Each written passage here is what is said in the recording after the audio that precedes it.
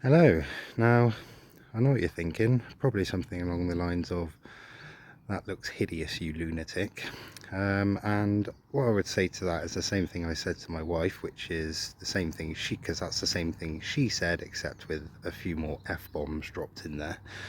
So, yeah, it doesn't look great at the moment, but just imagine, if you will, that um, that was left as it is, and minimum effort, low effort. All I do is this ivy down here, which I'm taking out anyway. I take that out, pop it in the bottom of the fence post or at the bottom, let it climb up, and within a year or two it's going to completely cover it. It's going to look like an old tree trunk. So that would look pretty good for minimum effort, or it'd look more than good, shall we say. So yeah, so that's good. Now imagine that ivy has got ferns dotting out of it here and there, looking like epiphytic ones growing off a old tree trunk. I think that would look more than good, because we know ferns and ivy go together like a cheese and salt and vinegar McCoy sandwich. So I think it's worth doing. So what I did last year is I bought these pockets. There were a grid of them on Amazon, 12 of them all in a grid for I think they were about 15 quid. They're just made of felt, and yeah, they're about 20 centimeters by 15 each. And what I did was, see this fence post over here, I just stacked them all up one on top of the other, and then I ran that irrigation up, you can see running up the side with the two drippers, the one halfway up next to that little shaft valve, and then the one right at the top there. And then I just sort of lined the pockets themselves with felt, put some soil in, and then put various different plants in. So I had a couple of aspleniums in there, I had some maidenhair ferns, some bromeliads, the saxifraga, what else did I have in there, some trailing ivy, and some other such things like that. So yeah, and then I just left it and watched what happens, really. My three main takeaways were, for that scenario, was that I couldn't really stack them one on top of the other, because what it is that when these pockets are full, they obviously bulge out, and the bottom of this one, for example, if it was down here, is out a bit, which means that this one underneath can only grow out the front rim of the bottom bit, if you see what I mean. So it's not growing out of the whole lot. So that was the first thing I noticed, which is why they can't go sort of one on top of each other. The second thing that I noticed was that a lot of them, this one's actually a perfect example, but if you put the soil in and it bulges out and then tapers back in like that, the water drips in the top, and then it tracks back to the fence post and just runs down the back of the fence post. And the idea is that it drops down through one, and then down into the next one, and then down into the next one directly on top. So what I need to do is manipulate these pockets so that the bottom is like pointed here, if you see what I mean. So it sort of comes down almost in a square, or like that, and then it would drip down off of that bit into the next one directly on top. So that's something I need to do. And for the scenario that I had it in, I'd need to have all the plants the same type, so either upright like an asplenium, like a hart's tongue fern, or trailing, because otherwise what was happening, if, like, say for example, just use your imagination here, that there's three pockets like this one all on top of each other. If this one is an upright fern, it's going to go up there and cover that pocket.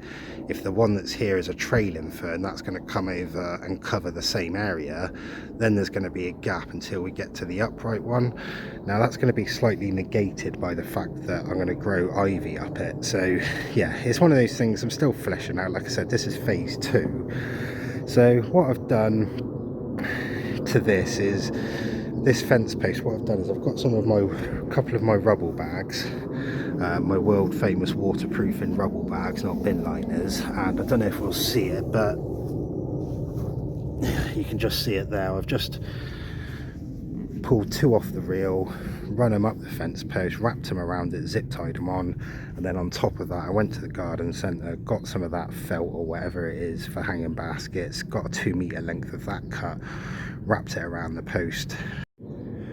I'm hoping that will mean that I don't need to put felt inside the pockets, and also what will happen is that, because I was a bit worried that that fence post on over there would get wrecked if there was constant water on it, so the rubble sack obviously waterproofs it, but then the moss or the felt kind of will, anything that does track back will get held a little bit there so that it can be used and slow release water, as it were. So hopefully that'll work.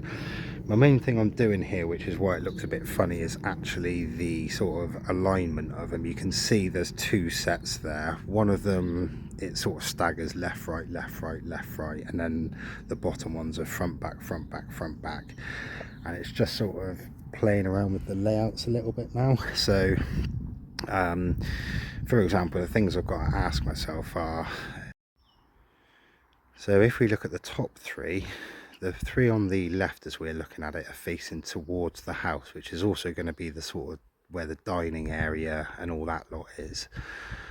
So they're quite important to face that way, if you see what I mean. But then the ones on the right or the back are virtually facing nothing. No one's going to gain anything from that. And then the ones on the bottom are sort of the opposite to that. So if you sat on my little seat there at the back, then the bottom three facing you look great, but it's only if you're sat in that seat. Whereas the three that are facing this way, kind of the whole garden can see them, that's not the patio or the house. So yeah, kind of just playing around with the alignment of them, if you like. There is another way of doing them, or a couple that I can think of, which is spiraling them down, but I don't know if there'll be too big gaps in between the top and the bottom one. And if that even matters, because it's all going to be ivy effectively. And if that's the case, do I need 12 of them there? Probably not. So it may be that instead of doing them like I have done, I maybe just put 6 in there and just dot them in randomly. But then I'd need to think about the water in, because I don't want to run a drip to every single one of them. So I'd have to sort of maybe put them in pairs of 2s on top of each other, even if the distance between them is, you know, a meter. The theory should still work, that it drops down. It obviously, just if it gets a bit windy, it might not work, but then that should be negated by the fact that it's effectively a big moss pole. So yeah, plenty to think about there. So I'm gonna have a little drink, think about that over the next few days and weeks, and just see what happens. And what sort of plants to put in there and things like that. So really my next mission is to separate that run, because what I need to do, because it's still the same irrigation as last year, what I need to do is cut anything vertical off, which is only just, funny enough, that bit that's running up that fence post on the right and running across. This is just where I was experimenting with mist sprayers last year. And then I can rig the existing setup that you can see running around all the flower beds up to the water butt, and then that will do for now on a gravity water for the summer, because I don't need it anywhere else. It's only this vertical garden and actually those 3 plants there, while those 2, the Cyathea and the Dixonia, that need sort of, you know, pressured water to give them a bit of a mist spray, and obviously to get the water up to there. So I can actually just run one out from the house, run it round behind the back of all this lot, run it up the fence post, put a couple of drippers in, and then just have a mist sprayer pumping out that way. So that's one of my next things to do after I finished off the trellis on the other side of the garden for the giant honeysuckle, because that plant's time is definitely nearing. But just as a last little thing, I just wanted to show you on the Cyathea, but temperatures haven't actually been great, but dun dun dun, we have a lift off. That, I don't know how well you can see it, but yeah, that frond is starting to unfurl now. We can just see the little green at the back in the centre there. We couldn't see that a week ago. So that's starting to come out, and it's not even ideal temperatures for it. And there's already one facing us there in the centre, as you can see, and that will mean that the next one will come out to the left hand of this big one here. So yeah, good stuff.